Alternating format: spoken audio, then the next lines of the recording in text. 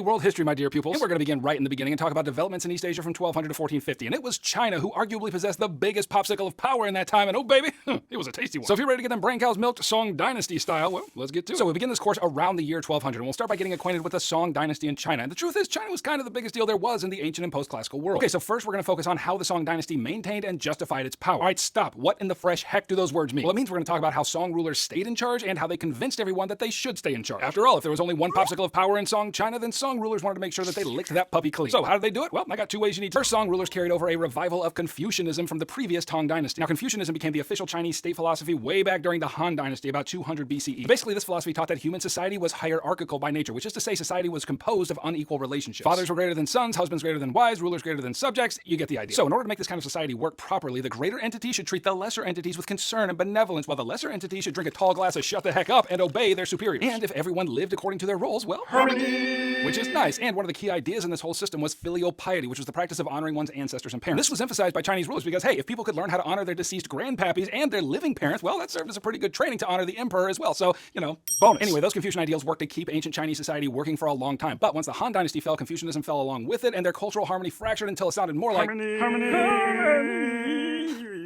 Not pretty. But starting with the Tang Dynasty, the one right before the Song Dynasty, Confucianism experienced a revival, and that revival was carried into Song rule. Now, because this was a new implementation of an old philosophy, we call it Neo-Confucianism. Neo meaning new, and Confucianism meaning, you know, Confucianism. And one thing that made it new was the influence of Buddhist and Taoist philosophical ideas. So don't miss what I just said, because this is 100% showing up on your test. The revival of Confucianism demonstrates historical continuity between ancient China and the Song period, but it also illustrates innovation. Tang and Song rulers didn't just jam the old crusty version of Confucianism into their society, they changed it to suit their contemporary purposes. Anyway, back to the point. Song rulers used this hierarchical view of society to maintain and justify their rule. Again, they were the ones in charge, and if everyone just deferred to their rightful leadership, then Chinese society would flourish. And hey, that sounds great for the people on top of the hierarchical pile, but maybe not so great for those on the bottom. Case in point, women in Song China. Now, under the system of Confucianism, women were relegated to the subordinate position in the hierarchy. I mean, men didn't want to make their own sandwiches, so the best candidate in their eyes was the women. So, for example, under Song rule, women's legal rights were restricted, or a woman's property became her husband's, and if she was widowed or divorced, she was forbidden to remarry. But maybe the most dramatic example of female subordination in the Song Dynasty was the practice of foot binding. Here, the feet of young girls were broken and bound up tightly for a period of time until their feet were much smaller than they were to begin with. This often meant that women had trouble walking, or in some cases, they couldn't walk at all. And to be clear, this practice was especially prevalent among the more elite members of society because it was kind of a status symbol for elite men. Like if your wife couldn't walk, she couldn't very well perform manual labor or household labor, and that meant you were wealthy enough to hire servants to do the rest. Okay, now the second way Song rulers maintained and justified their power was with the increasing use of an imperial bureaucracy. Now, a bureaucracy, in case that's not a word that you and your friends throw around casually at the lunch table, is a governmental entity that carries out the will of the emperor. So the emperor lives over here and he's all like, widowed women can't get remarried. But China's a big honking place with a metric buttload of people. So how is the emperor going to make sure everyone in these places obeys? Well, that's what the bureaucracy is for. It was made up of tens of thousands of government officials fanning out across China to make sure everyone was obeying the emperor's dictates. Okay, now during the Song Dynasty, the imperial bureaucracy grew in scope and thus helped them to maintain their rule. And how did it do that? Well, in order to get a good job in the bureaucracy, eligible men had to take and pass a civil service examination. And this exam was heavily based on Confucian classics, and that did two things to help Song rulers maintain and justify their power. First, it meant that the bureaucracy was only staffed with the most qualified men. So that means bureaucratic jobs were awarded by merit and not based on who you knew, which is kind of how they did things back in the Han Dynasty. Hey, you want a job?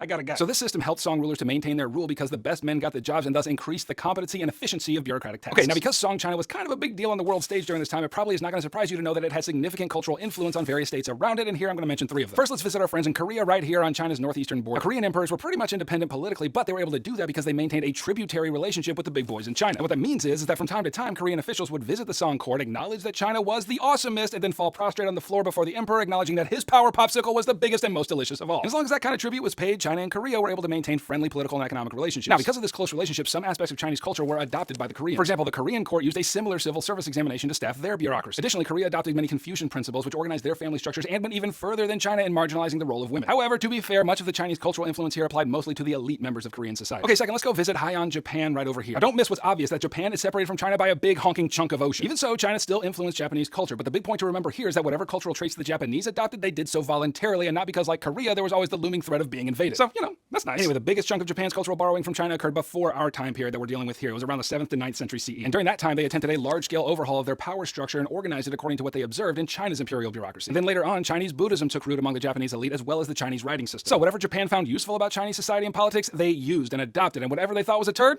they flushed. And third, we need to visit our friends in the Kingdom of Vietnam right now. Because Vietnam had its hind part shoved squarely against China's southern border, it had a similar relationship with China as we saw in Korea. Now, Vietnam was also basically independent politically, but they still participated in the China is the best tributary system. Additionally, elite members members of Vietnam society adopted Confucianism, Buddhism, Chinese literary techniques, and the civil service examination system. However, despite the Vietnamese adoption of Confucianism, women in Vietnam were not nearly as marginalized as they were in China. And you can see evidence of a higher view of women by the fact that several of their nature deities were female, and they conceived of a female version of the Buddha, who, if I know anything, ain't gonna be making nobody sandwiches. More to the point, Vietnam never adopted foot binding, and for that matter, neither did Korea or Japan. Okay, now I've mentioned Buddhism in China a couple of times already, but let's stop dancing around it and look that puppy square in the face. Now, Buddhism as a belief system originated in South Asia right over here, but it had spread to China by the time of the Han Dynasty. Basically, the whole of Buddhism is summarized in its four noble truths. Life is suffering, we suffer because we crave, we cease suffering when we cease craving, and the Eightfold Path leads to the cessation of suffering and craving. And basically, the Eightfold Path outlines the principles and practices that a Buddhist must follow, most notably a moral lifestyle and a practice of meditation. Additionally, Buddhism carried over several features from the dominant religion of South Asia, namely Hinduism, features like karma and rebirth. So that's a very simplified explanation of Buddhism in its original form, but once it began to spread, significant changes occurred. First, you need to know Theravada Buddhism, which originated here in Sri Lanka, and it was pretty close to the original form of Buddhism with an emphasis on escaping the cycle of birth and death. However, here Buddhist practice was mainly restricted to monks who devoted their entire lives to, monking. And therefore, this kind of Buddhism was only available to a select few. However, as Buddhism spread from there into East Asia, it changed again, and this region gave birth to another branch called Mahayana Buddhism. And the main difference here is that the Mahayana branch emphasized that Buddhist teachings were available to all, and not just a select few. Additionally, Mahayana Buddhism emphasized compassion and made the Buddha into a kind of god, or at least, an object of devotion. But then as Buddhism spread over here into Tibet, yet another innovation took place, and it was known as Tibetan Buddhism. Again, it had all the same basic doctrines as the others, but its practitioners emphasized more mystical practices like lying prostrate and elaborate imaginings of deities. So the point is, although the Song dynasty made it their policy to emphasize more traditional Chinese ideas like Confucianism, Buddhism continued to play a significant role in their society. And even more to the point, the Chinese developed their own distinct version of Buddhism known as Chan Buddhism. Okay, now finally we need to talk about the prodigious amounts of boom boom China was raking in during this period, which is to say we need to talk about the Song economy. And baby, that economy was humming. However, the Song rulers were not completely responsible for that magnificent prosperity because that trend began in the dynasty before, namely the Tang dynasty. Anyway, how did they do it? Well, I got 4 ways you should know. First was the widespread commercialization of the economy. Basically, that just means that China produced more goods than they needed to survive and then sold the excess on the world market. And in order to become that land-based Tony Stark that they were, Song officials moved more and more toward the use of paper money, which resulted in related practices of using credit and promissory notes. And all that meant that China was thoroughly commercialized, and then they could focus on building that indestructible flying suit they always wanted. Okay, second, China's home industries producing iron and steel exploded during this period. By the 11th century, both large-scale manufacturers and home-based artisans were producing enough iron and steel to create all the suits of armor needed for war, all the coins needed for trade and taxation, and many of the tools needed for agriculture. And speaking of agriculture, the third cause of China's economic prosperity was innovations in agriculture. In addition to the widespread use of iron plows and rakes, one of the most significant agricultural innovations was the introduction of champa rice, which came to China via the Champa Kingdom in Vietnam. And look, I know you're not used to getting excited about rice, but dang, this stuff was awesome. For example, it was drought resistant and it could be harvested not once but twice a year, effectively doubling the agricultural output. So what? Who cares? You care, because China was the most populous state in the world at that time. And what does that mean? Metric buttloads of mouth holes to feed. Because champa rice came in to stuff those mouth holes full with plenty left over, that led to a population explosion, y'all. And as a general law of the universe, more food equals more babies. And finally, fourth, transportation innovations also contributed to the prosperity of the Song economy. They expanded the Grand Canal, which linked the Yellow and Yangtze rivers and made trade among different regions much cheaper. As far as canals go, this one's pretty grand. But in addition to that, several other innovations in transportations were made during this time as well. For example, the perfection of the magnetic compass, which improved navigation on the water and further facilitated sea-based trade among various regions. And then there were new shipbuilding techniques. For example, Song engineers improved the design of the massive trade ships called junks by creating watertight bulkheads and stern-mounted rudders, which made navigation more accurate, which in turn led to more trade among various regions. And that led to even more economic prosperity in the Song dynasty. All right, let's talk about Dar al-Islam, which when being translated means the house of Islam, or everywhere Islam was the majority religion around 1200. And to quote an eminent historian of this period, that's a big old honking house. So if you're ready to get them brain cows milked, well, let's get to it. But to begin, I need to tell you about 3 of the major religions that interacted with one another during that time: Judaism, Christianity, and Islam. And you're gonna need to know something about the core beliefs of each of these and how these beliefs affected the societies in which they were practiced. Oh, by the way, if you want note guys to follow along with this video and cram all of its contents into your brain folds, then check the link below. So Judaism is the ethnic religion of the Jews, and it originated in the Middle East. And probably the most important thing you need to remember about this religion is that it was monotheistic, which is to say they worshipped one God and not many gods. And that's the important piece because Judaism was the soil out of which the other 2 monotheistic faiths grew. So Christianity was established by a Jewish prophet, namely Jesus Christ, and maybe you've heard of him. Now Jesus claimed to be the Messiah, or the Savior that the Jews had long been waiting for, and after his crucifixion at the hands of Roman authorities, his followers began to spread his message of salvation by grace. And while the earliest Christians were a persecuted minority, eventually the Roman Empire adopted Christianity, and that began the most significant influence of Christianity upon society. In fact, entire states in Europe and Africa were organized and influenced by a growing hierarchy of popes and bishops and cardinals. But now let's consider the third major monotheistic religion you need to know, namely Islam. And it was founded by the prophet Muhammad in the 7th century right here on the Arabian Peninsula. Now Muhammad claimed to be the final prophet in the line of God's messengers that stretched all the way back through Jewish and Christian scripture. And he taught his followers that salvation would be found in righteous actions like almsgiving and prayer and fasting. Now after the death of Muhammad in 632, the faith that he established began spreading rapidly throughout the Middle East, North and Sub-Saharan Africa, into Europe, and all the way down to South Asia. And this is what we call Dar al-Islam, or the house of Islam. And Islam deeply affected the societies where it was practiced, but perhaps no effect was more important than the trading connections that existed between the various places within Dar al-Islam. It just so happened that before he was a revelatory prophet of Allah, Muhammad was a merchant, so he was all about the tradesies, and so were his followers. Now compare that to Jesus' teachings on accumulating wealth, which can be summed up in about one word: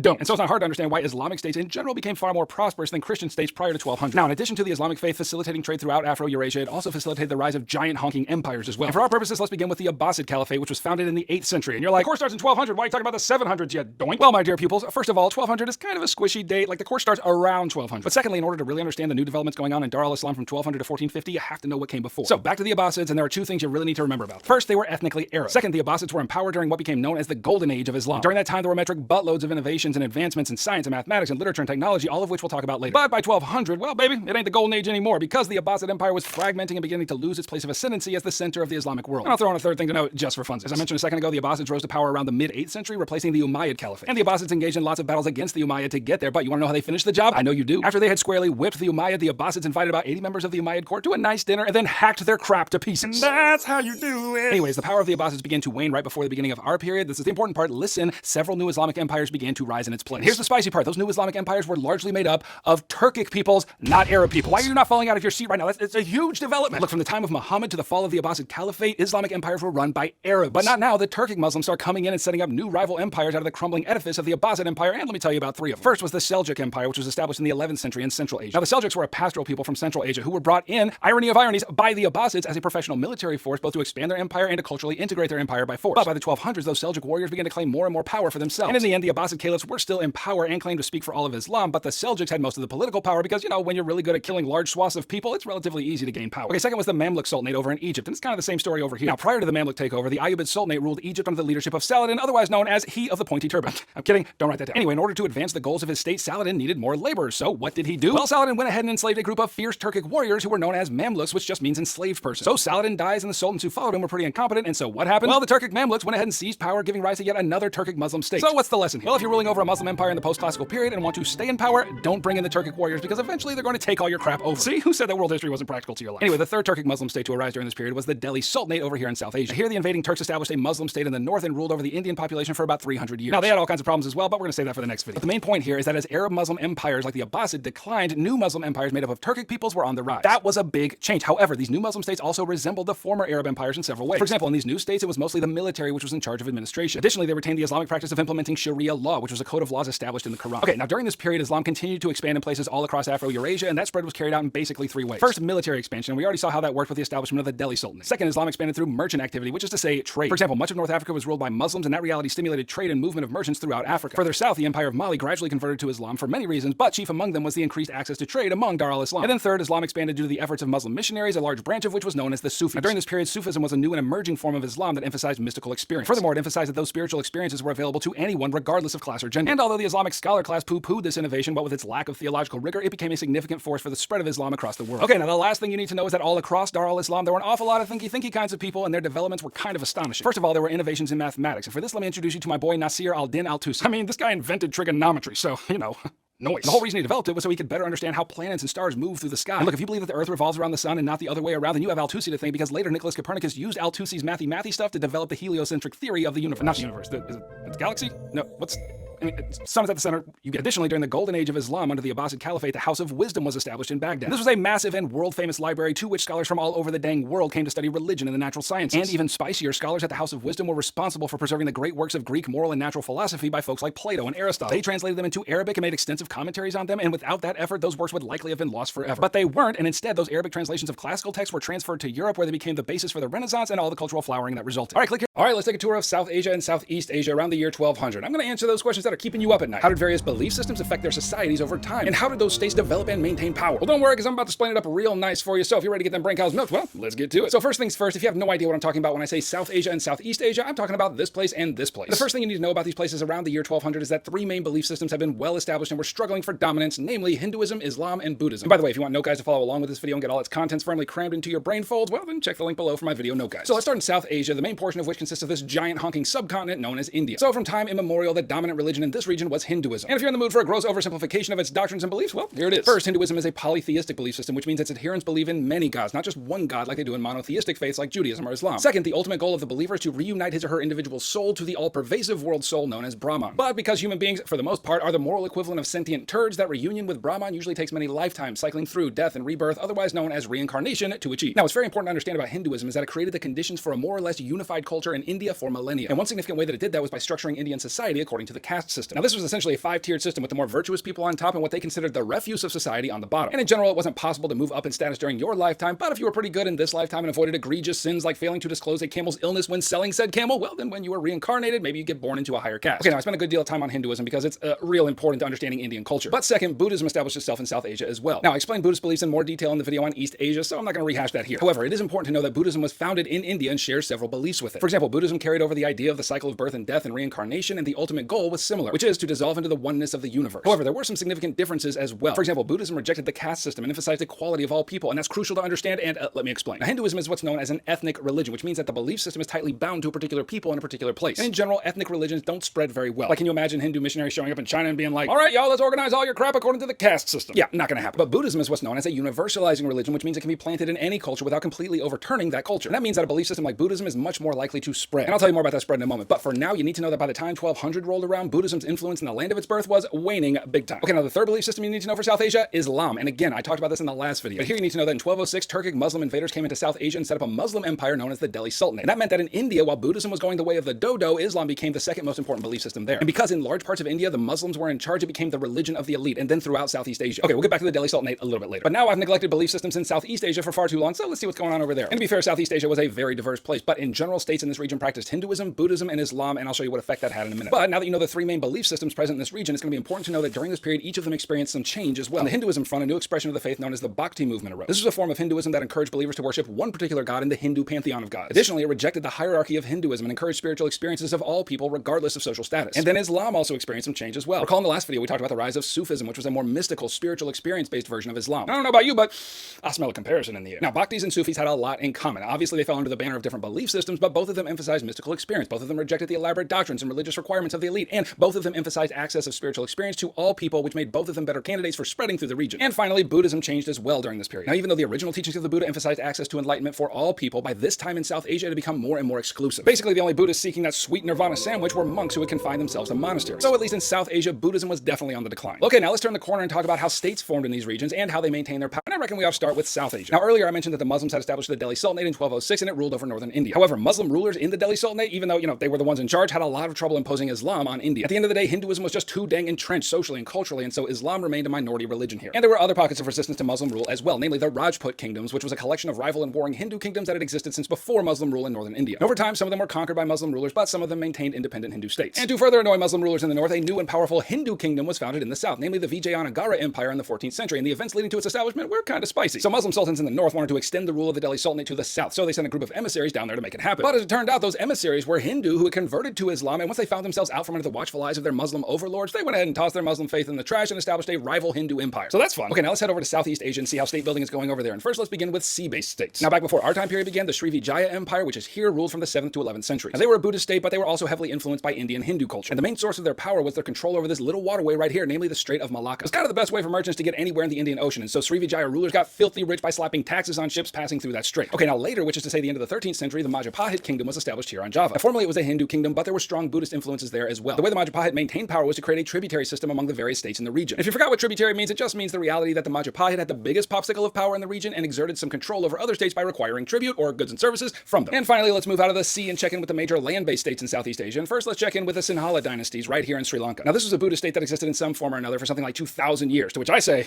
dang. Maybe you're looking at this map and you're like, looks like an island to me, but you're just flapping your mouth hole about it being a land-based state. Excellent observation. Let me explain. When we designate a state a sea-based or a land-based state, what we're really talking about is where they get their power from, the sea or the land. Now remember, the Srivijaya and the Majapahit gathered up all the power in the region because they controlled the sea. But the Sinhala dynasties weren't messing around much in the sea because they had everything they needed for the most part right there on their land, which is why it is a land-based state. And then one more land-based state, let me introduce you to the Khmer Empire, which was located right here. Now the Khmer Empire was founded as a Hindu empire, and that's kind of weird because didn't I say like 2 minutes ago that Hinduism was an ethnic religion and therefore didn't spread to other places? Well, yeah, but there are exceptions to the rule, and the Khmer Empire is one of them. Anyway, this became an exceedingly prosperous state, and so they took a lot of that boom boom and built the most magnificent Hindu temple in existence, namely Angkor Wat. It was supposed to represent the entire Hindu universe in a single building. But later, Khmer rulers converted to Buddhism, and they just went right ahead and added Buddhist statuary all over this temple without destroying the Hindu elements. And when two religions blend like that, we call it syncretism. What's that? You want to know how state building is going in the Americas from 1200 to 1450? You know I got you. So if you're ready to get them brain cows milked, let's get to it. First, let's start our little tour in Mesoamerica, which is right about here. If you're in the mood for a little historical context, and I know you are, then let's back up before 1200 and get acquainted with the Maya civilization, which ran from about 250 to 900 CE. And by the way, if you hate reading your textbook and you still want to do well in this course, then check the link below to get my video note guides to follow along with this video. Anyway, the Maya were insane. They built huge urban centers, had the most sophisticated writing system in all the Americas during that time and got real complex with all their mathy stuff, including but certainly not limited to using the concept of zero. Anyway, their state structure was basically a decentralized collection of city-states that were frequently at war with one another. And when the Maya fought to expand their power, their goal wasn't necessarily to gain more territory, but rather to create a vast network of tributary states among neighboring regions. And that just means that the local powers conquered by the Maya remained somewhat independent, but they were required to send tribute payments to the Maya bigwigs, including things like textiles and military weapons and various building materials. And one key feature of Maya culture was its emphasis on human sacrifice. Like, they believed that the sun was a deity and was constantly losing energy in its struggle against darkness, and therefore required the life-giving energy of human blood. So that's fun. But anyway, put all that in your pocket and we will come back to it. But maybe at this point you're like, why are you flapping your mouth hole about a civilization that isn't even part of the time period covered in this course? Well, my dear pupil, I assure you I am not just doing it for funsies. You need to know something about the Maya, because now as we move into our time period, 1200 to 1450, you need to understand how the states during this period demonstrated continuity and innovation compared to these states that came before. So that means it's time to get to know the Aztec Empire, which ran from 1345 to 1528, and here you see the empire at its greatest extent. But despite that metric buttload of territory, this empire had much humbler beginnings. The Mexica people were a semi-nomadic bunch who migrated south around the beginning of the 14th century and got busy building up their military prowess and strategically marrying into more powerful families. It's the kind of wedding we all dream about. Anyway, by 1428, they had consolidated a lot of power in the region and entered into an alliance with two other Mesoamerican states, thus establishing the Aztec Empire with an aggressive program of expansion. Now don't get confused, the Mexica and the Aztecs are not two separate empires or states. The Mexica ethnic group were the folks that established the Aztec Empire. So Mexica, Aztec, samesies. Anyway, the Aztec ruled their massive honking empire in a few ways that demonstrate continuity with older Mesoamerican states like maybe, I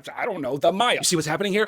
Historical thinking, and don't lie, you know you love it. Anyway, the political power structure of the Aztecs was decentralized, meaning that all the various peoples that they conquered were set up as tributary states. So again, what that means is for the privilege of being a conqueree of the Aztecs, the various peoples under their power had to provide regular payments of food and animals and building materials. And this was how the Aztecs administered their vast and rapidly expanding empire. But their wars of expansion also had religious motivations too. The sun god needed blood, and so human sacrifice remained a key motivator for extending their power over more and more people. All right, guys, we just got our tribute list from the Aztecs. Looks like they're gonna need some maize, some grain, and Kevin. What do they need me for? Don't worry about it. Anyway, in order to secure their legitimacy as rulers over all these people, the Mexica claimed heritage from older, more renowned Mesoamerican people. This is a theme you're gonna see in empires and states all across the world. Like, people from outside come in and grab hold of power. In order to keep that power, they claim relations to ancient peoples that everyone reveres. Now, I should also mention that the city building projects of the Aztecs were pretty magnificent. For example, the seat of power and religious authority was located right here in their magnificent capital city of Tenochtitlan, which boasted a population of something like 150 to 200,000 people, to which I say, dang. And within the city, vast marketplaces were set up, which tells you that their economy was commercialized to some degree, like we saw in the first video on Song China. There were also elaborate palaces for rulers and pyramid temples, one of which was like 200 feet tall. That's a big old pyramid, Tony. Sure is, but now let's move south and consider the Andean civilizations down here in this region. Now, from ancient times, a series of societies were developed along the Andean mountains and in their valleys and coastlands. And one of the most significant of these earlier societies was known as the Wari, which collapsed around 1000 CE. Now, I mentioned them because around the mid-1400s, the Inca Empire would be established in roughly the same area as the Wari, and the Inca borrowed a whole heck of a lot from those older civilizations, including the Wari. Anyway, like I said, the Inca did establish their empire, and in some ways it was similar to the way the Aztecs established theirs. For example, the Inca were also a group of outsiders who, because of their military prowess, quickly rose to power in the region and expanded their empire rapidly with said military prowess. But whereas the Aztec power structure was decentralized and relied on tributary relationships, the Incas centralized the crap out of their power structure. What I mean is that in order to rule such a vast and diverse empire, the Incas set up a massive bureaucracy to ensure that the will of the ruler was followed in all parts of the empire. Now, the Incas also made requirements of the people they conquered, but not so much tribute payments as labor payments. It was known as the Midas system, and it meant that the Inca state required the labor of all people for a period of time each year to work on state projects like mining or military service. Additionally, the Inca made prodigious use of systems employed by earlier civilizations like the Wari and others, not least their religion-centered political structure and the use and expansion of infrastructure, including a vast networks of roads and bridges. Okay, now the last stop on our tour of American civilizations will take us to North America. And first, let me introduce you to the Mississippian culture, which emerged around the 8th or 9th century CE. It was established in the Mississippi River Valley and represented the first large-scale civilization in North America. Because the soil in this valley was all kinds of fertile, their society developed around farming, or if you're nasty, agriculture. Their political structure was dominated by powerful chiefs known as the Great Sun, which ruled each town and extended political power over smaller satellite settlements. In short, their society was thoroughly hierarchical. Now, one of the things these cultures were most known for is their extensive mound building projects. And I have to be honest, as far as mounds go,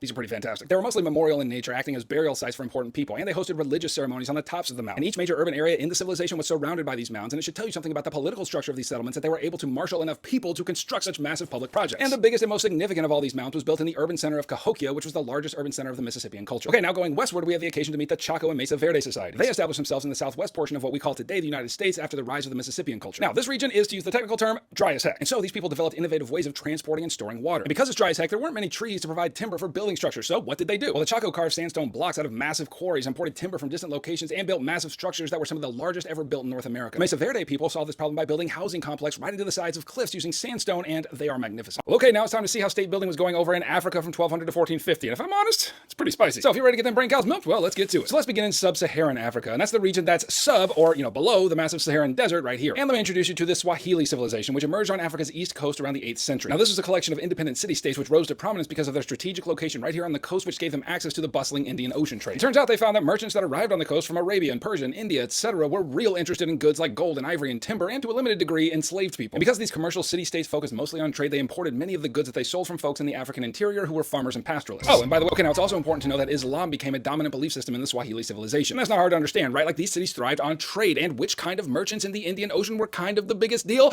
Muslim merchants. And so conversion among the Swahili elite took place voluntarily, and that was great for them because it connected them to the wider economic world of Dar al-Islam. Additionally, the influence of Islam can be seen in the Swahili language itself, which was spoken across this civilization. It was kind of a hybrid between the Bantu family of languages, which were indigenous to the area, and Arabic, which came from the outside. Now, each of these cities was ruled by its own king, and because the main source of wealth for them was international trade, there was pretty fierce competition between them. And I can see in your eyes, you're getting restless, and you're like, can we please compare the Swahili states with state structures that we considered in previous videos? And you know that's the kind of desire I cannot help but grant, so let's do it. And just for funsies, let's bring in our friends over in Song, China. Now, both of them, to various degrees, expanded their wealth by participating in trade beyond their borders. Both of them featured a hierarchical class structure that organized their societies. China did it with Confucian ideals, while the Swahili states elevated the merchant elite above commoners. But there were important differences too. Whereas China's political structure was highly centralized with an emperor telling everyone what to do, there was no larger political structure that unified the Swahili states. Anyway, let's move further south and consider the rise of another commercial African state, namely the Great Zimbabwe. Now, even though the state was further inland, they also got filthy rich by participating in the Indian Ocean trade, which they facilitated by controlling several ports on the coast. Now, mainly they were exporting gold, although their economic bread and butter revolved around farming and cattle herding. Additionally, with the prodigious amounts of boom raked in, Zimbabwe rulers constructed this massive capital city, which, after the pyramids in Egypt, were the largest structures in all of Africa. It housed the members of the royal court and represented the seat of power for this state. But now let's head west and get acquainted with some states in West Africa. And over here we have a mixture of different state structures. Over the course of centuries, large centralized empires rose and fell, including Ghana and Mali and the Songhai, which we're going to talk a lot more about in Unit 2. But for now, let's focus on the Hausa kingdoms, which were scattered throughout this region right here. Now, these were a collection of city-states that were independent politically and gained power and wealth through trade across the Trans-Saharan trade network. Now, what other network of commercialized city-states on the East Coast does that sound like? What was that? Does anybody know? Does anybody... Oh, me? Yeah, it's the Swahili civilization. Definitely. Yes, the Hausa kingdoms resemble the Swahili states in a lot of ways. Hausa states were urbanized and commercialized and acted as kind of middlemen for goods grown in the interior, which they integrated into trade patterns with other states across West and North Africa. Additionally, each of these Hausa states was ruled by a king and imposed social hierarchies on their societies. And even more additionally, Hausa rulers eventually converted to Islam, which again further facilitated trade with Muslim merchants. Now, it's fair to say that in general, more influential and powerful African states during this period adopted Islam to both organize their societies and facilitate trade with the larger network present in Dar al-Islam. But generalizations are made to be broken, y'all, and so let me tell you about the big honking exception to this rule, namely Ethiopia. Now, this African kingdom was Christian, and as such, it fit in with the rest of the African states about as well as that kid who goes to high school dressed like this every day. And that was me. I was that kid. Anyway, Christian rulers here commissioned the construction of massive stone churches which communicated to their subjects who was in charge. And then starting in the second half of the 13th century, this kingdom grew wealthy through trade both in the Mediterranean Sea and in the larger Indian Ocean network, not least by trading one of their most valuable commodities, namely salt. Now, Ethiopia was also a centralized power with a king sitting at the top and a stratified class hierarchy cascading below him. And in those ways, Ethiopia resembled a lot of other power and social structures across the world.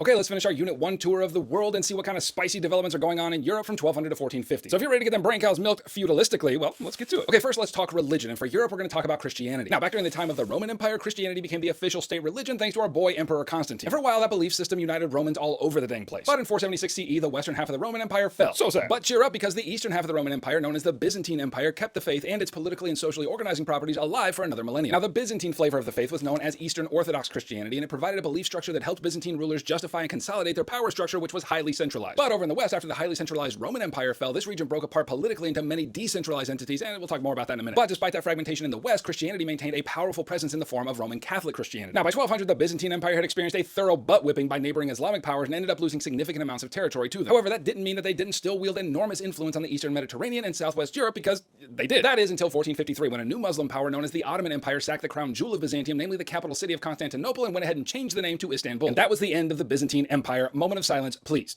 Okay, that's enough. Now wipe that single tear from your face, because while the Byzantine Empire fell, Eastern Orthodox Christianity would be picked up off the ground and embraced by another group who would keep it alive, namely the Kievan Rus. Now, to be fair, they had adopted Eastern Orthodoxy way before the fall of Constantinople, but now that the Byzantines were smashed to pieces, the Rus became the main embodiment of this branch of Christianity. And in doing so, they borrowed quite a bit from their Byzantine pals, like their architectural styles, their alphabet, the idea of using church structures to organize the state. But again, over in Western Europe, this kind of centralization was not occurring. These states were pretty isolated from everyone else in the world in terms of trading connections, but still Roman Catholicism was one constant across the continent. The church hierarchy of popes and bishops and cardinals provided at least some common structure among the various states of Western Europe. And in addition to the common structure, the Roman Catholic Church also provided occasions to whip European Christians into a religious fury and go fight Muslims in distant lands. These occasions, of course, are known as the Crusades, and with the exception of the First Crusade, Europeans pretty squarely got whipped by the Muslims. But it did have the effect of connecting Europeans to larger trade networks, but we'll talk about that in Unit 2. But before we move on to the juicy political organization of these states, it's important to know that while Christianity was certainly the dominant belief system here, Islam and Judaism held important minority positions. For example, over here on the Iberian Peninsula, Muslims had invaded in the 8th century, and by our period, they ran the place. Additionally, Jews were scattered throughout Europe and regularly facilitated benefited and participated in trade. But as it turns out, a lot of European Christians were suspicious of Jews, and so various ways of anti-Semitism or,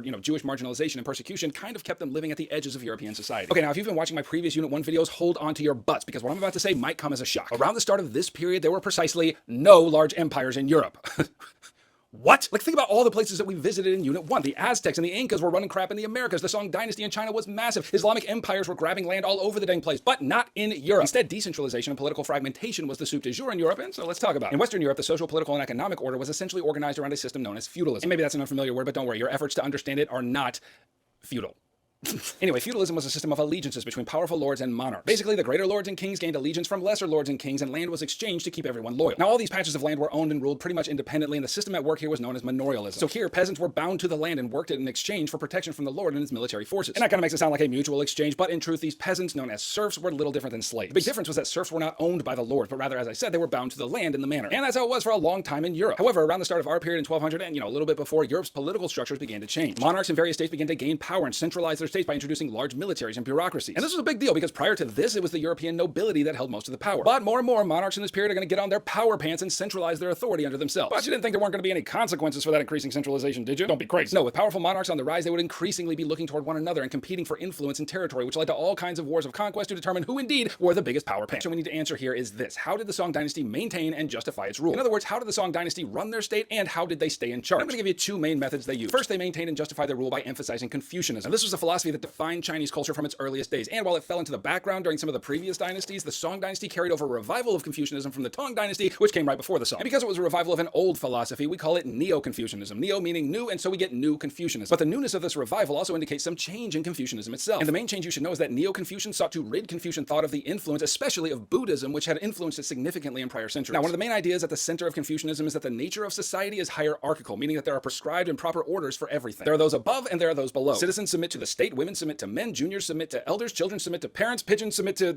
I don't know, they're pigeon masters. Don't write that down, I just ran out of examples. Anyway, in order to achieve harmony in society, those below needed to defer to those above, and those above needed to care properly for those below. And part and parcel to this societal arrangement was the idea of filial piety, which emphasized the necessity and virtue of children obeying and honoring their parents and their grandparents and even their deceased ancestors. So you can see how powerful a philosophy like this would be for binding Chinese society together. Like, everyone has their place and everyone has their role. Now, within this Confucian hierarchy, it's going to be important for you to know about the place of women. With the revival of Confucianism in Song China, women were relegated to the subordinate position. Specifically, women were stripped of legal rights and endured social restriction far more than they had under previous dynasties. Now, in terms of legal rights, a woman's property became her husband's property, or if she was widowed or divorced, she could not remarry. So that's kind of a bummer, but don't worry, because women also endured social restrictions in Song China as well. First of all, women only had limited access to education. Second, women in more elite circles were made to endure the practice of foot binding. And what this means is that young girls had their toes bent under their feet and bound with cloth until they broke, and that meant they could not walk easily or sometimes even at all. And why in the world would they do this? Well, it was kind of a status symbol among the elite. Like, a wife who couldn't walk couldn't work. And if you were wealthy enough, your wife didn't have to work, and you could just hire servants or get yourself a second or third wife. Okay, now the second way Song rulers maintained and justified the rule was through the expansion of the imperial bureaucracy. Okay, hold on again. What the crap is a bureaucracy? Well, a bureaucracy is a government entity arranged in a hierarchical fashion that carries out the will of the emperor. So the emperor makes the rules, and then the bureaucracy is made up of all the folks who make sure that everyone keeps the rules. So during the Song dynasty, the imperial bureaucracy grew in scope and thus helped them to maintain their rule. How so? Well, in order to get a job in the bureaucracy, eligible men had to take and pass a civil service examination, which was heavily based on Confucian classics. Now, the reason why this is significant is because by employing this system, bureaucratic jobs were earned on the basis of merit. And that meant that the most qualified people got the jobs, and not the emperor's cousin Cletus. Well, I don't know nothing about running no state, but sure, I'll take the job. Now, theoretically, the civil service exam was open to men of all socioeconomic statuses, but in reality, to study for this exam required a guy to be rich enough not to work and devote himself to study. All right, you feel what's happening in your brain? Oh, that is learning. Anyway, long story short, Song China is doing pretty well in their state-building efforts, so let's consider how Chinese traditions influence neighboring regions like this one, and this one. Now, during the Song dynasty, the kingdoms of Korea, Japan, and Vietnam were all rising in prominence, and because of their proximity to or relationships with China, each of them were influenced by Chinese traditions. For example, in Korea, they used a similar civil service examination in testing officials to enter bureaucratic work. They also adopted Buddhism, on which more later. The point is, the tactics which China used to maintain their rules spread and influenced neighboring states. Well, all right, let's turn the corner now and consider the role of Buddhism in Song China. Now, Buddhism originated in India and then spread to China long before the Song dynasty arrived. And the teachings of Buddhism center on what are known as the Four Noble Truths, which are: life is suffering, we suffer because we crave, and we cease suffering when we cease craving. And then the fourth noble truth explains how to cease craving, and that is to live a moral life according to the Eightfold Path. Now, Buddhism shared some beliefs with Hinduism, like the cycle of death and rebirth, known as reincarnation, and the ultimate goal, which is to dissolve into the oneness of the universe, a state the Buddhists call nirvana. Okay, now what's equally important here is that you know how Buddhism changed from its original form as it spread into new places. For example, in Sri Lanka, Theravada Buddhism was the local flavor, and it basically confined the practice of Buddhism to monks in monasteries doing their best to get all enlightened all by their lonely selves. And that was because they believed that people outside of monasteries, like regular schmoes like you and me, were too occupied with the world to ever really get a bite of that juicy nirvana sandwich. But over in East Asia, we have the Mahayana branch of Buddhism, which encouraged a broader participation in Buddhist practices. Additionally, the Bodhisattvas, or those who had attained enlightenment, made it their aim to help others along the path to enlightenment as well. So Mahayana Buddhists were like, hey, we're gonna help you, and Theravada Buddhists were like, good luck, y'all. Anyway, what you really need to remember is that these new forms of Buddhism arose as this belief system interacted with various Asian cultures. Okay, now the final consideration for state building in Song China is their economy, and oh baby, it was perfect. So the Song rulers inherited the prosperity and beginnings of population growth from the previous Tang and Sui dynasties, and so Song rulers only increased that prosperity and made way for a population explosion. Like between the 8th and 10th centuries, the population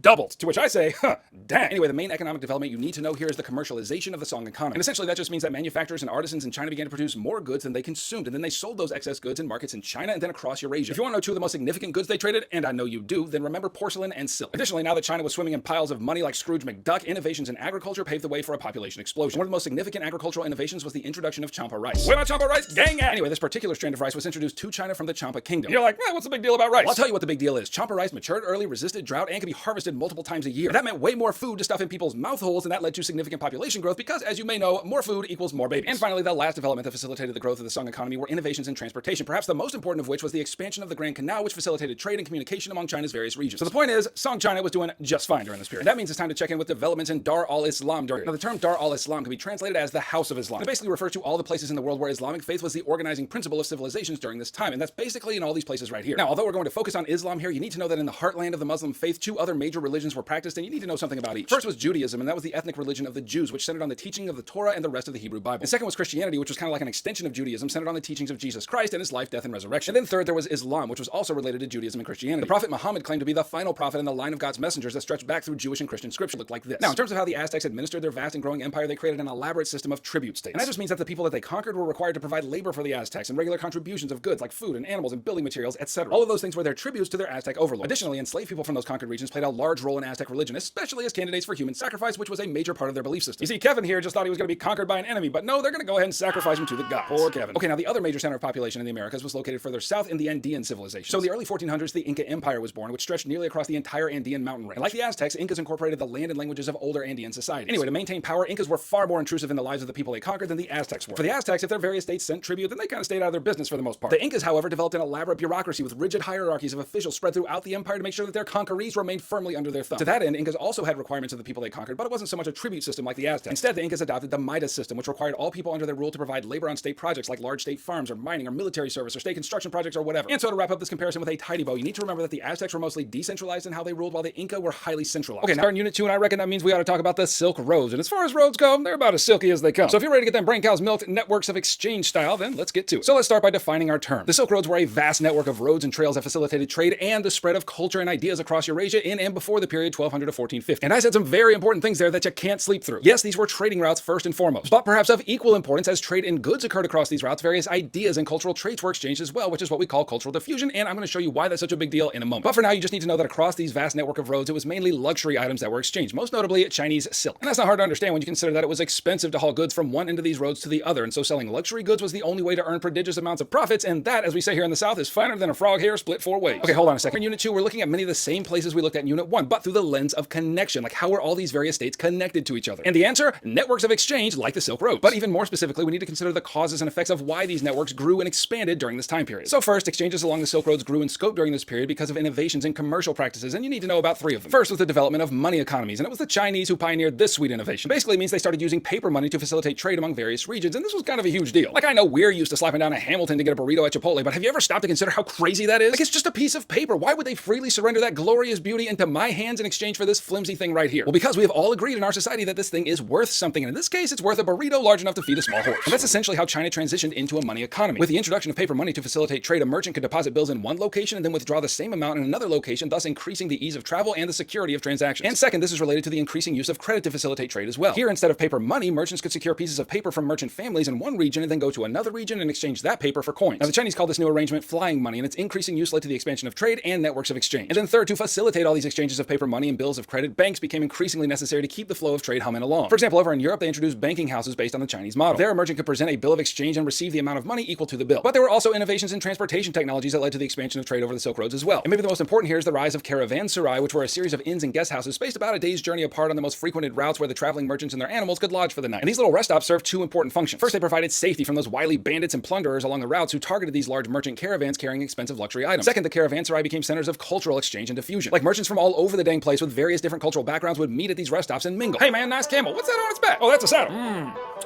I gotta get me one of those. Which leads me to the second innovation in transportation, namely saddles. Instead of chafing their legs raw on the bare back of a sweaty camel, saddles were introduced to make riding easier over long distances. And then if you had more than one camel, you could sling a frame and mattress saddle across its back and load it up with way more goods to sell than you otherwise could. Okay, so all those commercial and transportation innovations meant that it was easier for merchants to pay for goods and get paid for goods and travel long distances safer and more comfortably. And one of the most significant effects of that increase in trade was the rise of powerful trading cities along the Silk Roads. It was precisely because these cities were strategically located along these routes that they grew in power and wealth. I mean, a merchant wasn't just gonna travel from one end of the Silk Roads to the other without stopping. Like there were long stretches of these roads that had very little water and were hotter than a jalapeno's armpit. So these cities along the way provided places to stop and resupply. And I'm kind of in the mood to introduce you to two of these cities. First is Kashgar on the eastern edge of China right here. It was located at the convergence of two major routes of the Silk Roads, which before and after passed through exceedingly hot and dry terrain, which is to say the hottest part of the jalapeno's armpit. But Kashgar was built around a river which made the lush valley suitable for agriculture, and that meant that traveling merchants could stop there for water and food. Anyway, with the increasing demand for inter-regional trade, Kashgar became a destination in itself, hosting highly profitable markets and eventually becoming a thriving center for Islamic scholarship. Alright, the second city to know is Samarkand here in Central Asia. And most of what you should know about it is a repeat from Kashgar. It was strategically located at the convergence of important trade routes on the Silk Roads, and as merchants from all over the world arrived there, profound cultural exchange occurred. Like archaeologists have found relics from many different religions there, like Christianity and Zoroastrianism and Buddhism and Islam, etc. And then the second effect of this growth of exchange networks is the increased demand for luxury goods in all places along the Silk Roads. And chief among those luxury goods were Chinese silk and porcelain. And if you know anything about economics, you'll know that as buyers demand more goods, that means sellers are going to get busy supplying more or, making more goods. And that is exactly what happened. As demand grew for these luxury items, Chinese, Indian, and Persian artisans increased their production of these goods. And that shift to producing more and more luxury items for sale in distant markets had significant effects on the population. For example, as peasants in China's Yangtze River Valley spent more time producing silk textiles for trade, they began significantly to scale back on food production. But regardless, reorienting the economy like this created the conditions in China for what's known as proto-industrialization. And all that means is that they began producing more goods than their own population could consume, and all those extra goods were sent off with merchants destined for distant lands. And with all that money coming back into the Chinese economy, they went right ahead and reinvested it into their growing iron and steel industries. And finally, the third effect of the expansion of the Silk Roads is all about cultural diffusion. So remember, not only did merchants carry goods, they also carried and exchanged their culture. Islamic merchants spread Islam, and Buddhist merchants spread Buddhism, etc. When merchants met at the caravanserai, they were exposed to new innovations like saddles. Additionally, and we'll talk more about this in the next video, growth in the Silk Roads facilitated the spread of people's nasty germs, the most notorious of which was the bubonic plague. Okay, my goodness, it is time to talk about the Mongols, y'all. When you think of the largest land-based empires in history, maybe you think of the Greeks or maybe you think of the Romans. But write that thought on a piece of paper, burn it, and then dance upon its ashes, because it was in fact the Mongols who hold the title for the largest honking contiguous land-based empire ever. So we need to talk about how they did it and the effects that it had. So if you're ready to get them brain cows milked, let's get to it. Now let's begin in the beginning with the birth of a guy named Temujin, who, according to legend, was born holding a giant blood clot in his fist, which in his culture was a sign that this kid was going to grow up to be a mighty leader and run everybody's crap like a boss. Now, speaking of his culture, Temujin was a Mongol, and the Mongols were pastoral nomads living right about here around the Gobi Desert. And nomads, in case you don't know, are traveling people. They move from place to place depending on the season, and that's their whole way of life. Anyway, Mr. Bloodclot in the Fist grew up and proved to be a powerful leader, and through skillful diplomacy allied himself with powerful people. Then, after leading several important military raids and finding himself victorious, Temujin united the various Mongol groups under himself in 1206, put on his power pants, and assumed the title Chinggis Khan. Now, maybe you've heard of him under a different name, namely Genghis Khan, but we say Chinggis now for two reasons. First, it's funner to say. Chinggis.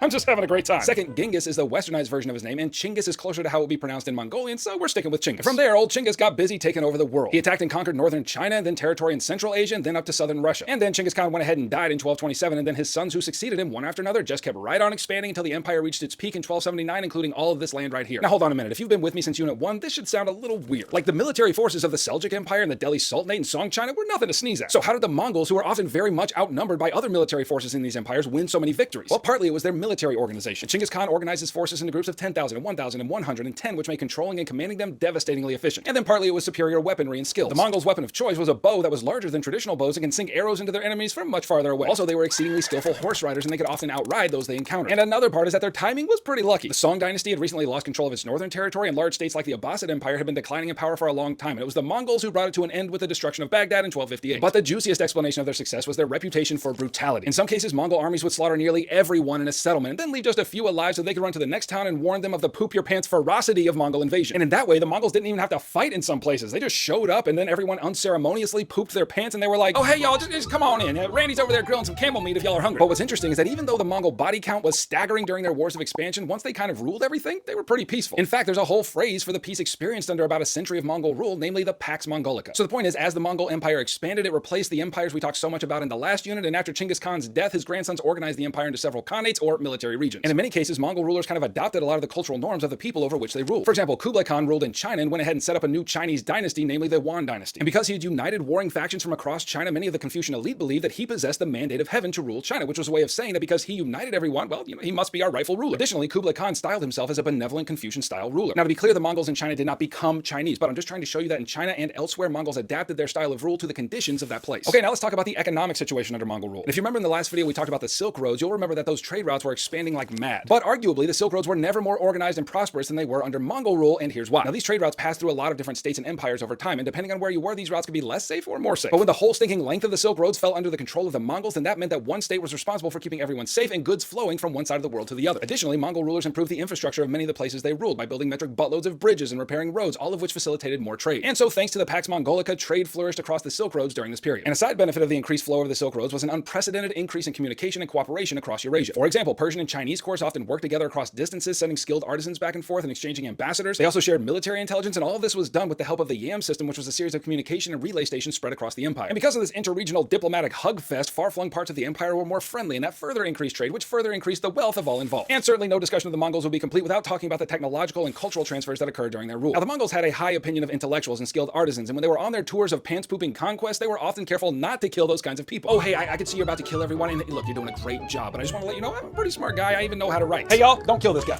You guys are the best. But because it was the Mongol policy to send skilled people to all different parts of the empire, that movement encouraged the transfer of technology and ideas and culture. Now, one significant consequence of that was the transfer of medical knowledge developed by ancient Greeks and Islamic scholars over to Western Europe. Another significant transfer was the Mongol adaptation of the Uyghur script to write their language. It was Genghis Khan who first decided that conquering a bunch of literate societies probably meant that his own Mongolian language needed to have some kind of written form too. So he adopted the Uyghur script from a conquered people in Central Asia, and that written form of the language became a kind of lingua franca, or widely adopted imperial language of the empire. Anyway, the point is, despite their brutal rise, the Mongol Empire facilitated loads of cultural transfers across many parts of Eurasia. But the Mongols fell out of power about as quickly as they rose to power. And as the Mongol Empire exited the world stage, many of the people who were under Mongol rule redoubled their efforts to install powerful, centralized leaders and create a unified culture, thus paving the way for the rise of the modern world. We'll talk about the Indian Ocean Trade Network, and we ain't got no time to waste, so if you're ready to get them brain cows milked, let's get to it. Now let's begin with a definition. The Indian Ocean trade refers to a network of sea routes that connected the various states throughout Afro-Eurasia through trade. Now, this network was in use for a long time before the start of our time period around 1200, but during this time period, the trade network expanded significantly. What caused that, says you? Well, I got 4 causes for it. And hey, if you want no guys to follow along with this video and all my videos, then check the link in the description. Anyway, the first reason was the collapse of the Mongol Empire in the 14th century. Now, maybe you'll recall my last video when I talked about how trade along the Silk Roads flourished during the reign of the Mongols, because basically the entirety of that network was controlled by Mongol powers. Well, when the Mongol Empire started falling apart, so too did the ease and safety of travel along the Silk Roads, and that led to a greater emphasis on maritime trade in the Indian Ocean. All right, stop. That word maritime always seems to confuse students, and it always shows up on the national exam. Maritime just means sea-based. Like if you're on a boat, well, generally you're having a merry time. And then the second reason for the increasing scope of trade in the Indian Ocean was innovations in commercial practices, and we see the same practices here that we saw used on the Silk Road. For example, money economies and the ability to buy goods on credit made trade easier and therefore increased the use of these routes. And the third reason for the expansion of the Indian Ocean network was innovations in transportation technologies. For example, improvements were made in existing navigation technologies like the magnetic compass, which helped sailors know for sure which direction they were going in the middle of this giant honking ocean. There were also improvements made to the astrolabe, which was a tool used to measure stars and to get an accurate reckoning of location. And let us never forget the increasing use of the lateen sail, which allowed ships to take wind in almost any direction. And speaking of wind, all of this trade in the Indian Ocean was made possible by monsoon winds, which predictably blew in different directions depending on the time of year. And if you can put increasing knowledge of monsoon winds in a pot, throw in those fancy innovations in navigational technology, well, baby, we got a stew going. And that stew smells like the expansion of maritime trade in the Indian Ocean. But also under the heading of transportation technology, we need to talk about improvements in shipbuilding. The Chinese junk, for example, was a massive ship that could carry metric buttloads of cargo and made other merchant ships poop their drawers with envy. But also, we can't forget about the bigger and better dhows during this period also. Arab traders had used these for centuries in the Indian Ocean, but now they were making them bigger and better and could thus haul more cargo destined for trade in distant markets. And that leads me to an important thing that you need to know about the Indian Ocean trade, namely the kinds of goods that were traded. And recall that it was mainly luxury goods that made their way across the Silk Roads, and that was because more common items wouldn't be worth transporting across the stinking known world on the back of a camel. But with the increasing girth of these trading ships, more common items could be shipped and sold in bulk, items like cotton textiles and grains, right along with the luxury goods that were in demand across the world. And finally, the fourth cause for the expansion of the Indian Ocean network was the increasing spread of Islam. Now remember, Islam was a belief system that was very friendly to merchants since, Muhammad himself was a merchant. And just like Islam created the conditions for connectivity across land-based routes like the Silk Roads, it also facilitated increased trade along sea-based routes as well. Okay, now you knew this was coming. We've talked about the causes of the expansion of the Indian Ocean trade, and now I reckon we ought to talk about its effects. And the first effect was the growth of powerful trading cities, and I'm going to mention 3. First, we have the occasion to visit the friends we made over in Unit 1 in the Swahili city-states on the east coast of Africa. And recall that each of these states grew powerful and wealthy precisely because they were strategically located to benefit from trade in the Indian Ocean. These states imported gold and ivory and enslaved people from the interior of Africa and then sold them to the merchants showing up on their shores. And as converts to Islam, they took that prodigious amount of scratch that they made and built magnificent mosques and other public works that displayed their great wealth. And all that happened because they participated big time in the Indian Ocean trade. Now, the second trade city that grew because of trade was Malacca. It was the capital city of the Sultanate of Malacca here on the Malay Peninsula. And because they controlled this little waterway here called the Strait of Malacca, they were able to get stupid rich in the Indian Ocean trade and expand their power throughout the region. Since this was basically basically the eastern entry and exit point of the whole dang network. Malaccan leaders taxed ships passing through their waters, and that ended up being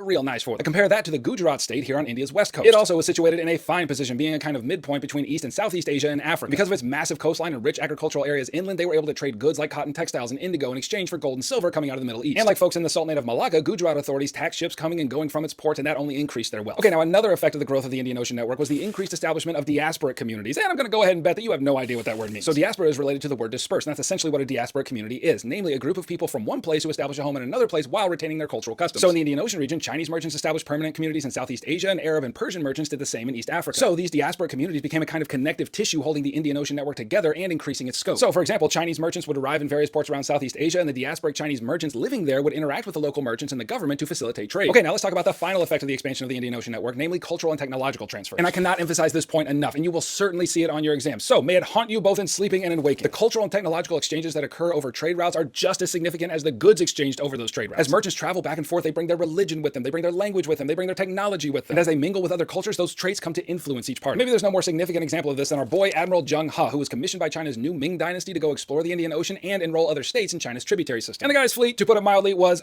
impressive. On his first voyage, it included something like 300 ships with crews totaling more than 27,000 men. And in case you're not fluent with the various sizes of post-classical maritime expeditions, that was big. But in terms of transfers, Zheng He's ships were equipped with the latest in military technology like gunpowder cannons, which were later adopted in many regions. Additionally, with the Ming dynasty's insistence on state-led trade partnerships, various states around the Indian Ocean began taking more significant roles in trade. Okay, right, we've looked at silk roads, we've looked at sea roads, and now it's time to consider some sand roads, namely the Trans-Saharan trade network in Africa. So if you're ready to get them brain cows milked, let's get to it. So the Trans-Saharan network was a series of trade routes that connected North Africa and the Mediterranean world with interior West Africa, and to some degree the rest of sub-Saharan Africa. And just like other trading routes we've covered in Unit 2, they existed long before our period began around 1200, but in this period these routes began expanding, and that's going to lead to some juicy consequences. But first, you need to know the causes of that expansion, and the big one here is innovations in transportation technology. Now, in case you don't know, the Sahara Desert is, a desert, and a giant one at that, and the environment there is, as we say here in the South, about as dry as a popcorn farm. The point is, this is not easy terrain to cross, and so a massive turning point in the development of these networks was the introduction of the Arabian camel about 1,000 years before our period started. But in our period, we start to see the use of camel saddles, both for riding and for carrying bigger loads of merchandise. Additionally, just like on the Silk Roads, caravanserai were established along these routes as well. And if you forgot what those are, they're basically little rest stops along the trade routes where merchants can rest and sleep and eat. And with merchants now able to travel more comfortably and carry bigger loads and find shelter along the way, by 1200 the Trans-Saharan network expanded larger than it had ever been. And I know you're sitting there thinking, but Hiemler, what did they trade? I got you, boo. Various regions exported gold and crops like cola nuts, which were a fabulous source of post-classical caffeine. Other regions exported horses and salt, and it was especially salt that was in demand across the continent. And so the point is, each region specialized in creating and growing various goods, and that difference created the demand to trade with each other and created the occasion for the expansion of those trade networks. Now, just like we've seen with other trade routes, the expansion and increased use of the Trans-Saharan network also led to the rise and expansion of powerful states. And the most important one you need to know is the Empire of Mali right here. Now, this state had been established in the 13th century, but Islam had been introduced to this region hundreds of years earlier. And what happens during this time when a state converts to Islam? Well, if your answer was they get connected into the economic trade partnerships throughout Dar al-Islam, well then,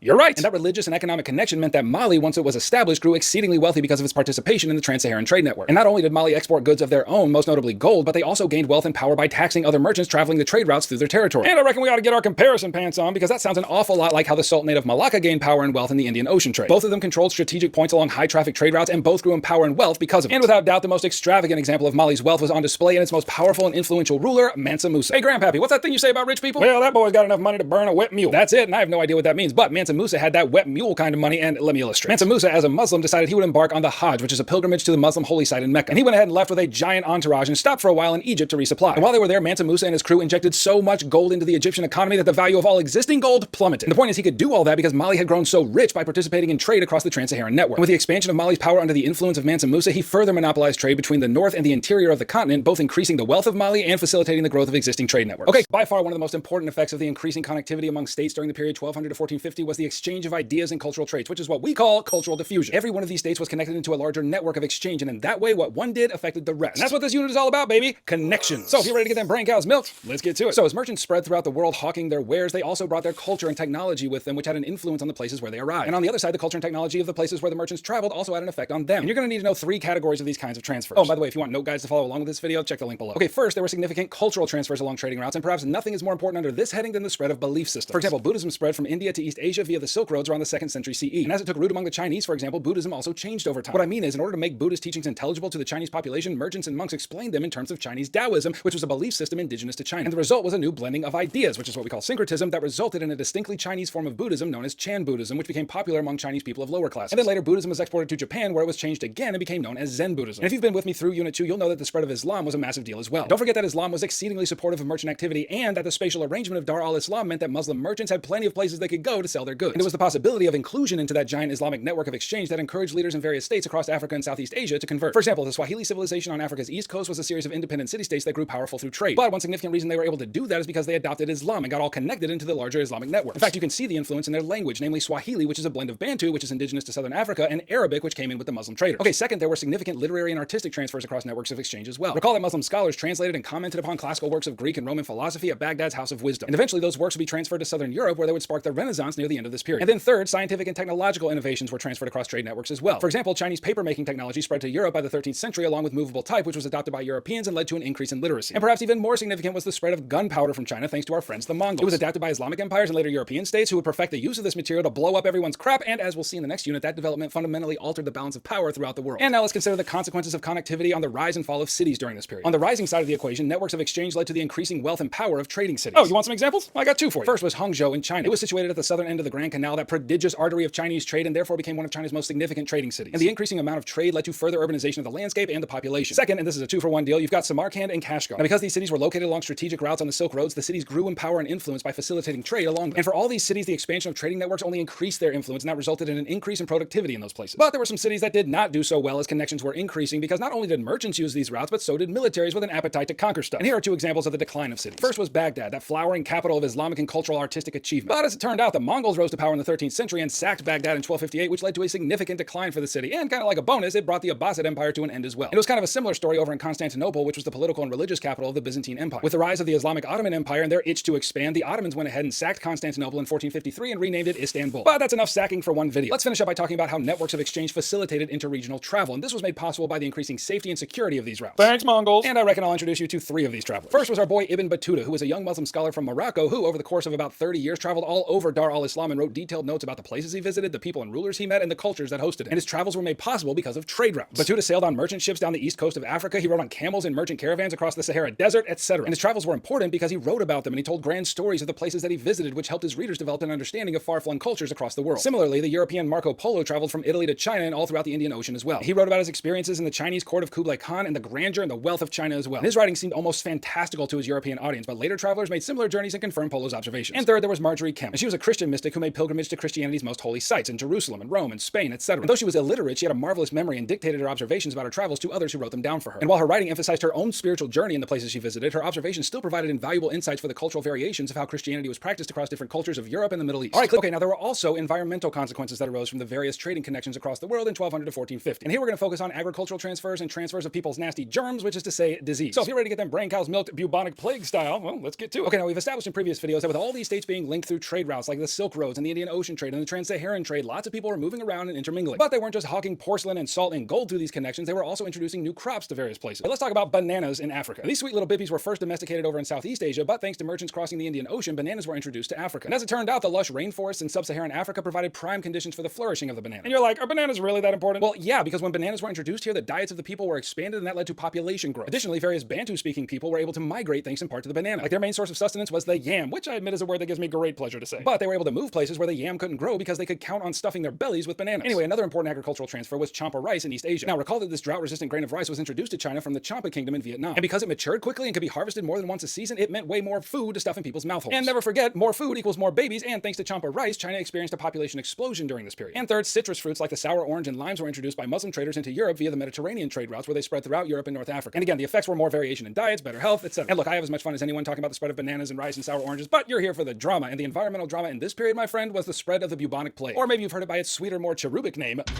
Now, for the spread of this devastating disease, we have our friends the Mongols to thank. Remember how they mounted the world stage in a rush and basically conquered everyone's crap across Eurasia? Yeah, well, in doing so, they increased the pace and volume and geographical extent of trade by keeping those various routes safe. Thanks, Pax Mongolica. And that sounds great until you realize that in 1331, the bubonic plague, which was exceedingly deadly, erupted in northern China. And from there, it traveled rapidly across the Silk Roads and through the Indian Ocean trade routes. Oh, you're staying in a caravanserai tonight? Plague! Oh, you're shoving out in a ship to get rich by trading? Plague! And if you consider the spatial arrangement of where this disease spread, it's almost entirely in line with trade routes and significant trade cities. Anyway, this disease had a devastating effect in this period. In the Middle East, the plague killed nearly a third of the population. In parts of Europe, it killed half the population. So the point is, whether it was crops or germs, the consequences of connectivity during this period were significant. All right, click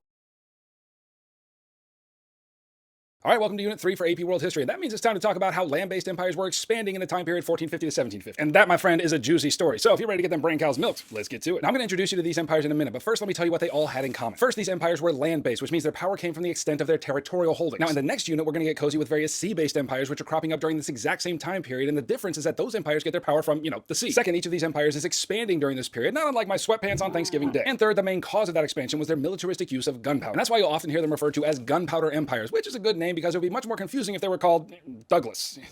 That's not funny, I'm gonna cut. Anyway, the point is these land-based empires that sprang up in the wake of the fall of the Mongol Empire were growing in this period, and it was the empires that adopted gunpowder weapons that came out on top. 4 of these land-based empires that you have to know, so let's get familiar with. First, meet the Ottoman Empire, which is the most significant Islamic empire during this period. It was founded in the 14th century after the Mongol Empire went the way of the dodo, and it started small, but it grew rapidly for 2 reasons. First, they controlled this bit of water right here known as the Dardanelles. It was a highly strategic choke point, and they used it to launch many of their campaigns of expansion. And second, Ottomans got busy developing and using gunpowder weapons, obviously. And by the beginning of our period, much of southwestern Europe and Anatolia was under Ottoman control. But perhaps one of the most significant achievements of the Ottomans was the sack of Constantinople, the heart of the Christian Byzantine Empire in 1453. Anyway, Ottoman Sultan Mehmed II sent his giant military along with their giant cannons to lay siege to the city and started blasting the walls to pieces, and that meant their military could pour into the city for their assault. Anyway, the Ottomans renamed Constantinople to Istanbul, and it became the crown jewel of their growing empire. By the end of our period in 1750, the Ottoman Empire had expanded prodigiously. Second, let's get to know the Safavid Empire here in the Middle East. Now, it was established at the beginning of the 1500s out of the ashes of former Muslim empires, and it also had a humble beginning. But as the empire grew under the leadership of a Shah named Ismail, a very significant development occurred. Namely, the Shah declared his empire a Shia Muslim state, and let me explain why that is kind of a big deal. Since before this period, 2 major divisions of Islam developed, the Shia and the Sunni. Without getting too far into the significant differences between these 2 sects, it's going to be enough for you to know that their main beef had to do with their conflicting beliefs about who was the legitimate successor of Muhammad. The Shia believed that it could only be a blood relative of Muhammad, while the Sunnis believed successors could be elected by the people. Anyway, the reason that decision was so significant is because it made the Safavids real stanky in the nostrils of neighboring Sunni Muslim empires, most notably the Mughal to the east and the Ottomans to the west. Anyway, later, under the rule of a guy named Shah Abbas, the Safavid military was expanded like mad, and they went ahead and adopted gunpowder weapons, and then they had all they needed to start expanding like an imperial boss. Okay, third, let's meet the Muslim Mughal Empire over here in South and Central Asia, which replaced the Delhi Sultanate in the 16th century under the leadership of our boy Babur. And like the previous empires mentioned, Babur made use of an expanding military armed with gunpowder cannons and guns to extend the geographic reach of his empire. But the Mughal Empire expanded even further under Babur's grandson, Akbar. No, not that one, that one. And this guy was all kinds of tolerant of religious beliefs, which was real nice after centuries of Muslim rule over the majority Hindu population. Additionally, Akbar was a masterful administrator of the empire, and under his leadership, the Mughal became the most prosperous empire of the 16th century. And finally, you need to know the Qing dynasty in China. Now, let's back up for a second. With the decline of Mongol rule in China, a new dynasty was established, namely the Ming dynasty in the 14th century. Now, it's going to be important to know that the Ming dynasty was ethnically Han, which is to say that after the outsider Mongols went away, they established a truly Chinese dynasty again. The Ming established peace and order throughout East Asia and expanded their borders through what? Diplomacy? No, gunpowder. Gunpowder is always the answer in this unit. Anyway, by the 1500s, the Ming dynasty was fracturing due to internal divisions and external wars, and that's when the Ming falls apart and we get the rise of the Qing. Now, the Qing dynasty was established by another group of outsiders, namely the Manchu people to the north of China. In 1636, they went ahead and took advantage of the fractured Ming dynasty and invaded to set up their own dynasty. And from there, Qing rulers launched a 40-year campaign of conquest to claim all the former Ming territory, including Taiwan and portions of Mongolia and Central Asia. And the important thing to remember here for this unit is that the Manchu were not ethnically Han like the majority of China's population, which would later cause no small amount of tension. Okay, now that you know some of the major land-based empires, you further need to know that they got a little spicy with one another. What I mean is, since all these empires had unlimited expansion on their to-do list, it was inevitable that they would clash with one another, and they did. And their clashes mainly had to do with conflicting religious beliefs and political goals, and I'm in the mood to give you 2 examples. First was the Safavid-Mughal conflict, which is a series of wars fought between these 2 Muslim empires in the 17th century. Now, both empires had their eye on expanding into the Persian Gulf and Central Asia, but even more to the point, the conflict erupted because of religious rivalry. Remember earlier when I said it was kind of a big deal that the Safavids were Shia Muslims? Well, I wasn't just saying that for poops and giggles. That decision by Shah Ismail put the Safavids into direct conflict with the Mughals, who were Sunni, and both claimed to be the rightful heirs to previous Muslim dynasties. So they started slapping each other in a series of wars that lasted decades, which in the end had no clear victor. And the second example was the Songhai-Moroccan conflict. So the Songhai Empire had expanded significantly by the 16th century and had grown stupid rich because of their participation and partial control of the trans-Saharan trade. But right about that time, they began to weaken because of significant internal problems. And so the growing Moroccan kingdom to the north saw the weakness and decided they wanted to have more control over the trade routes controlled by the Songhai. And so in a surprise invasion, the Moroccans whipped the Songhai, which they were able to do because of their gunpowder weapons, of which the Songhai had none. All right, rulers of land-based empires from 1450 to 1750 had to figure out how to keep power and how to administer their empires. And baby, that's what this video is all about. So if you're ready to get them brain cows milked bureaucratically, then let's get to it. Okay, now right here at the beginning, I need to explain 2 very important terms that will probably have you more confused than a fart in a fan factory. This particular topic is all about how rulers of land-based empires legitimized and consolidated their power. You're going to see this way. When rulers take measures to legitimize their power, that refers to the methods the ruler uses to communicate to all their underlings who is in charge. What's got 2 thumbs and will cut your head off if you cross me? This guy. On the other hand, when rulers take measures to consolidate power, that refers to the methods the ruler uses to take power from other groups and claim it for him or herself. Okay, so now that you understand those terms, we need to consider 3 ways rulers of land land-based empires legitimized and consolidated their power. First was through the creation of large imperial bureaucracies. And here's another stinking word that you don't understand, so let's define it. A bureaucracy is a collection of government officials that ensures that the laws are being kept throughout the empire. And if you remember my last video, these land-based empires were expanding like mad during this period, and so the larger the empires became, the larger the bureaucracies grew in order to make sure that these vast empires could be properly administered. Now, this was true of basically all major empires during this period, but I'm just going to give you one specific example from the Ottoman Empire, namely the dev-shirme system. Now, this was a system by which the Ottomans staffed their imperial bureaucracy with highly trained folks, who in this case were slaves. For example, in their campaigns for territorial conquest in the Balkans, the Ottomans enslaved Christian boys who were then sent to live with Turkish families so that they could learn the language, and then they were sent to Istanbul for a proper Islamic education. Now, many of those boys ended up in the Ottoman military, but the cream of the crop were given further education and sent to work in the Ottoman bureaucracy, where their elite education made them wise and effective administrators of the empire. But then the second way rulers administered their empires was by expanding their militaries, and especially by creating elite cadres of military professionals. In the Ottoman Empire, that same dev-shirme system supplied elite soldiers that became known as the janissaries. And they were also made up of enslaved Christians and formed the core of the Ottoman standing army, which was significantly increasing in size during this period. Okay, now the second major way rulers legitimized and consolidated their power during this period was through religion, art, and architecture, and I'll give you an example of each. In terms of religion, European monarchs claimed to rule by divine right, which is to say that the king or queen ruled with the approval of Jesus himself. And it's not hard to understand why this belief, if accepted among the people, would legitimize the power of a monarch. Most of the folks in Europe were Christians, and if a monarch ruled by divine right, then to oppose the king was to oppose God himself, and that was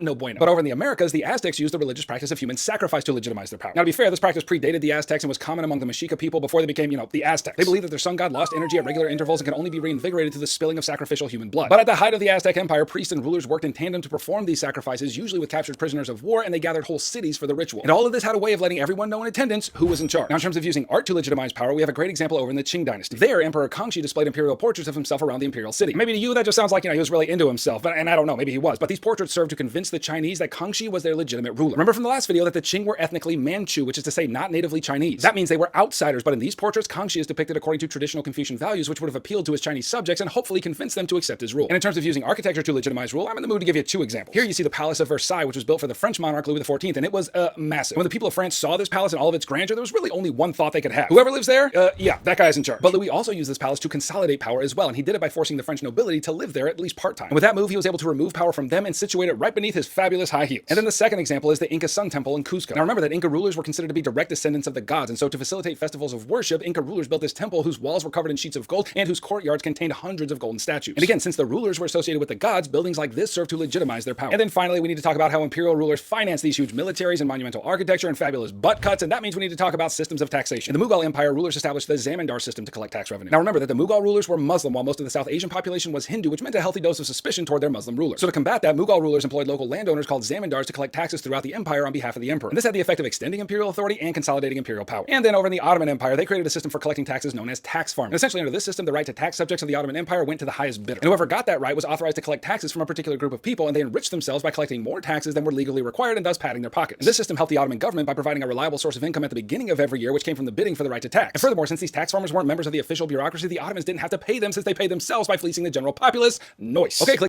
Belief systems. They can hold empires together, or they can break empires up faster than a professional eater can pound a hot dog. So I reckon we ought to talk about Christianity, Islam, and some other religious blending that occurred during the golden age of the land-based empire. And so if you're ready to get them brain cows milked, let's get to it. So recall from the last couple of videos that we've been considering how land-based empires expanded and maintained power from 1450 to 1750. Expanding militaries played a big role, as did expanding bureaucracies. But here we'll consider how belief systems or religions both supported imperial power and challenged it. So first, let's visit our friends in Europe and talk about their dominant religion, namely Christianity. Now, Christianity had been the dominant belief system in Europe since the 4th century, and it was present even before that time. And as such, it became a kind of shared cultural glue among most Europeans. And even though Europe wasn't much more significant than a hill of beans since this course started, the church was present and active in most states. Before it, a massive split occurred, creating two different branches of Christianity. On one side, you had the Eastern Orthodox Church, which remained dominant in the East, and on the other side, you had the Roman Catholic Church, which remained dominant in the West. It was dirty as only religious disputes can be, but thankfully it was the last time a major split occurred in the Christian church. Oh, I'm getting word that there was in fact another dirty split in the church, and wouldn't you know it occurred during our time period. And to understand this split, you need to know a little bit about what the Catholic Church was up to during that time. So by 1500, the Catholic Church wielded enormous power in Europe, even though this is about the time when more powerful monarchs will begin challenging that power. Even so, the church was filthy rich and got busy building magnificent structures like St. Peter's Basilica in Rome to put that wealth and power on display. But as you may or may not know, basilicas do not pay for themselves, and so in order to fund all these building projects, the church began the sale of indulgences. And essentially that meant that people could purchase these little slips of paper which promised the forgiveness of sins, or got your dead Uncle Cletus a shorter time in purgatory. And then add that to several other corrupt practices going on, things like simony, which was the practice of putting high church positions up for sale, and the people's confidence in the church was waning. And that's when our boy Martin Luther enters the stage. He himself was a Catholic monk who spent his days, monking and studying the Bible. And that's when Luther became very troubled. He saw nothing in the Bible that said that sins could be forgiven in exchange for money, and he saw nothing in the Bible that said church offices could be bought. So Luther wrote a series of complaints known as the 95 Theses, denouncing many of the corrupt practices and doctrines he witnessed in the church, and he went ahead and nailed him to the church door in Wittenberg. And not surprisingly, the church branded Luther a heretic and excommunicated him. But here's the thing, Luther wasn't the first reformer to criticize the doctrines and practices of the church. But for some reason, it was Luther's work that split the church once again in a process known as the Protestant Reformation. So why did Luther's work create such a big stir while previous reformers' complaints did not? Well, Luther had something that those other reformers didn't, namely the printing press, which enabled Luther's voluminous writings to spread throughout Europe quick, fast, and in a hurry. Now, credit where credit is due, eventually the Catholic Church came around and realized that maybe some of the Protestant critiques might be,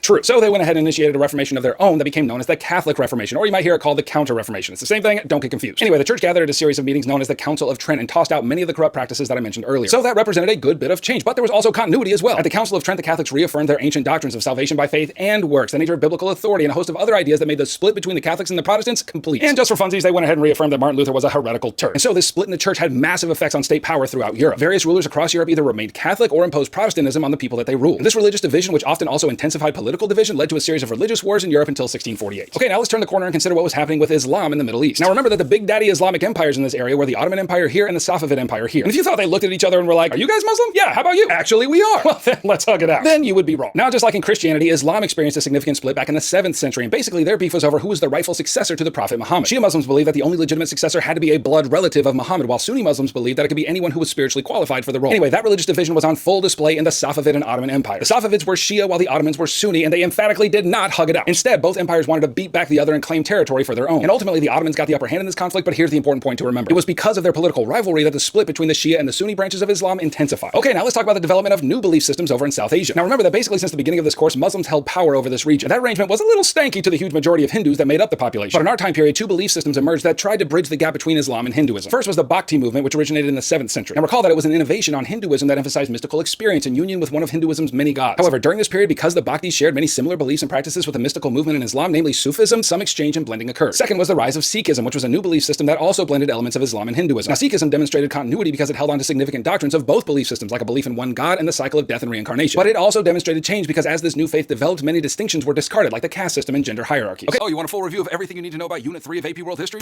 You know I got you, boo. Now we're in the time period 1450 to 1750, and it's all about land-based empires, their expansion, their administration, and their belief system. So if you're ready to get them brain cows milked, let's get to it. Okay, first let's define our terms. What is a land-based empire? Well, it's an empire whose power comes from the extent of its territorial holdings. So it's an empire that's land-based. That's about the easiest thing you're gonna have to learn in this unit, so let's take the win where we can. And the big idea to get here is that in the time period 1450 to 1750, land-based empires were expanding, getting bigger, getting tight in their sweatpants after a big meal, you get it. And in order to compare how this expansion occurred, I need to introduce you to 4 of them, and these are the 4 you have to know. First is the Ottoman Empire. And hey, here's a little AP World exam hack. If there ever comes a time when you have no idea what an answer is or what to write for an LEQ or whatever, just go with the Ottoman Empire. They're massively important during this unit. They're just gonna keep showing up throughout the course. Okay, that tipped Ottomans scored a massive win by conquering Constantinople in 1453 and renaming it to Istanbul. And they did it, of course, with gunpowder weapons, but the Ottomans sacked plenty of other cities with their giant cannons, so what made this one so special? Well, Constantinople was the beating heart of the remainder of the once great Roman Empire, and once it fell to the Ottomans, the door was open to continue their expansion into Eastern Europe. And once they moseyed into Eastern Europe, the Ottomans encountered another resource to bulk up their military, namely Christians. You see, as the Ottomans conquered state after state in the Balkans, they had a policy of enslaving many of the Christians that they found there. And once those Christians were in their custody, they converted them to Islam and turned the best of the best into an elite fighting force known as the Janissaries. And so add the Janissaries to the rest of the Ottoman army, and they had all they needed to expand their empire like mad until by 1750 it looked like this. Okay, now the second empire you need to know is the Safavid Empire in the Middle East. It was founded at the beginning of the 16th century, and just like the Ottomans, began as a wee little thing. But they didn't stay wee for long, because under the leadership of Shah Ismail, the Safavids raided and conquered neighboring territories and began to expand rapidly. And how did they do it? No, it's gunpowder. Don't be crazy. So because this empire lacked any natural defensive barriers like mountains, a later ruler named Shah Abbas got to work building up the Safavid military, which included the adoption of gunpowder weapons. And just like in the Ottoman Empire, Safavid cavalry were not interested in learning to shoot guns from horses, and so Shah Abbas established an enslaved army, which were, again, like the Ottomans, Christians from conquered regions, in this case, the Caucasus region. They were highly trained and became full-time soldiers in the service of the Shah and were no small contributor to the Safavids' ability to expand. So there's a lot of similarities between these two Muslim empires. Humble beginnings, rapid expansion with gunpowder, elite enslaved military forces, and they were both Muslim. But,